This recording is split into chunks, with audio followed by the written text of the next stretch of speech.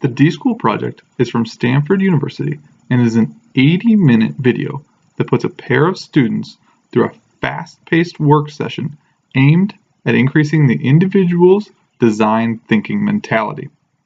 They call it a crash course, and that is true. The 80 minutes flies by. Each pair go through 10 steps in an interview format, with the last step culminating in each other redesigning the gift-giving experience for one another. Stanford does a great job at providing materials to keep the design thinking mentality going after the workshop is over. We encourage you to check out the Stanford website for more details. Our group is 3 people, so I got the lucky or unlucky role of facilitator. I watched and listened to Jennifer and David go through this process with each other, and it was really cool to see the growth from each of them in just the 80-minute process. They each started slow, with time left over in session 1, but soon were asking for more time because the sessions were flying by and they just couldn't get all their questions in. What I feel we can take away from this is, simply put, patience. And what I mean is, design thinking is a process. It is not a switch flip. Jennifer and David each took the time to not only listen to each other, but open up to one another. This can be the same in our workspaces as well. The more we get into projects and changes, the more open employees will become. The openness that the 2 of them showed can lead to the creative solutions to problems that the design thinking mentality is all about.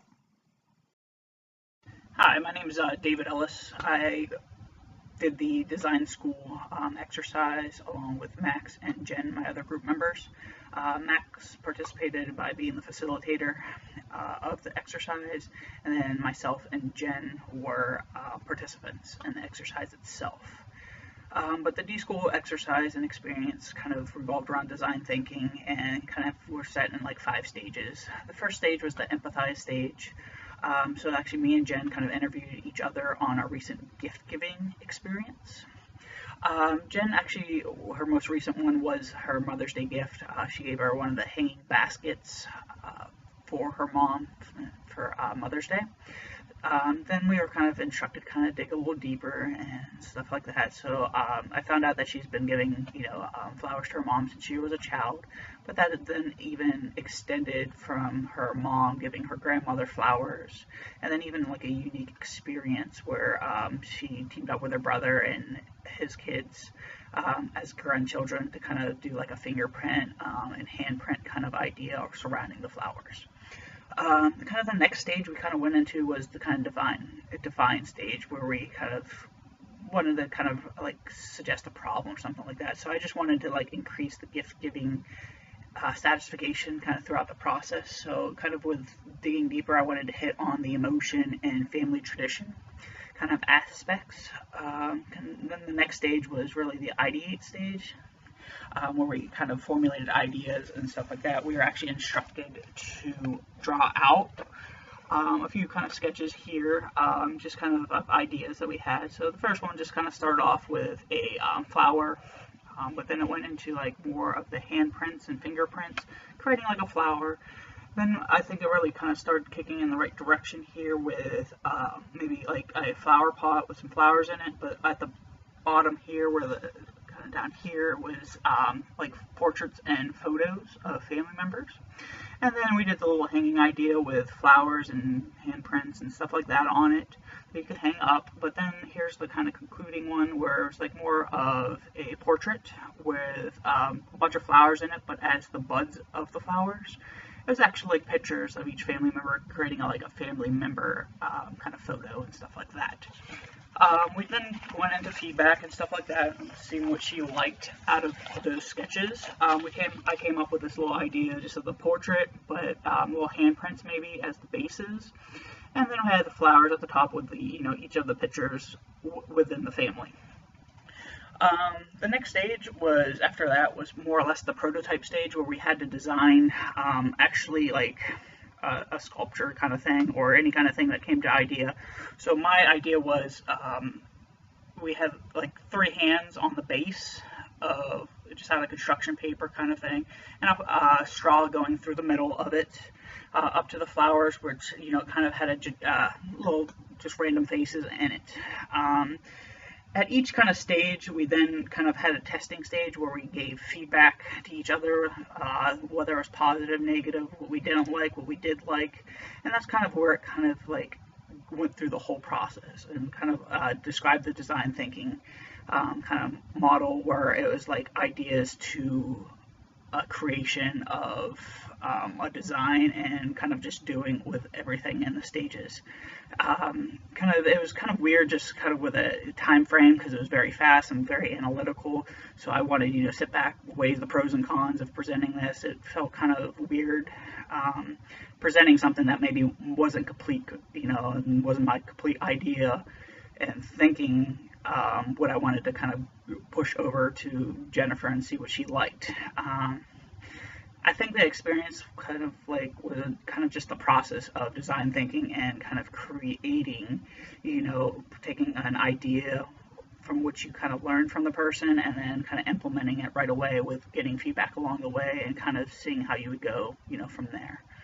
Overall, it was a good experience. I think you should all try it, and if you have any questions, please reach out to me.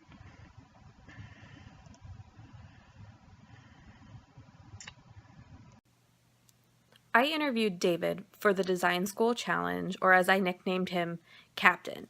So through this process, we started with empathizing, and I gained an understanding of the most recent gift that he gave and asked some questions to kind of delve deeper into why he gave that gift.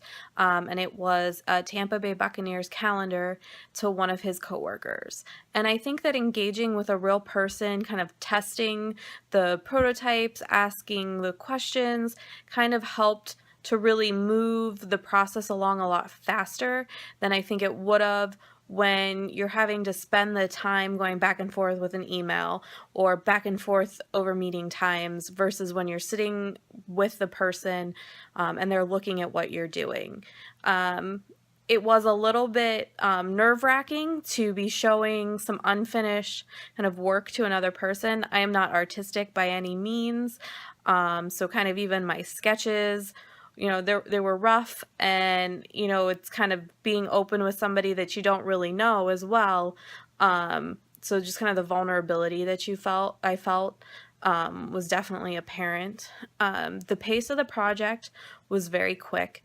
We had about an hour from start to finish, from the inquiry stage to the final prototype building. And even though it was quick, kind of the empathizing phase, I did felt a little bit long.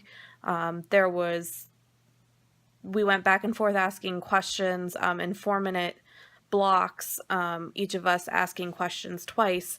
And I feel like by the second 4 minutes, I was kind of out of questions to ask to help with the prototyping. But then the time for the drawing of the prototyping and then actually physically building the prototype went incredibly quick. I wish I had a little bit more time to think things through and maybe build a better prototype.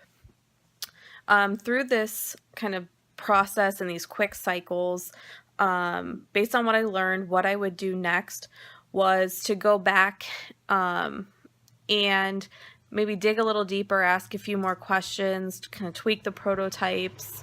And what I would do over was probably take some time to come up with a few more drawings of other potential prototypes other than the prototype that I came up with for David, which based on the inquiries, he's trying to develop a friendship with a new coworker, a rapport that's not only a working relationship but also a friendship outside of work. So I came up with the idea of kind of spending time together after work, maybe watching a game since they both have an interest in football. But I think I may have been able to dig a little deeper there. And then what principle or tool would I infuse into the work tomorrow? Thinking about the process, I definitely would go back to David and ask a few more questions. I think the empathy and getting to understand the project really is the important driver, and I can see why we had kind of an 8-minute block to do that section, kind of in retrospect, and wish I could have come up with more questions to dig deeper and to gain a better understanding of the project. But overall, I think it was a really interesting experience. It's not something I've ever done before, and I think in a lot of ways you're kind of opening up to somebody you don't really know and sharing about a gift you gave that may have been personal, and also then being vulnerable and kind of showing kind of rough work that other people may not see.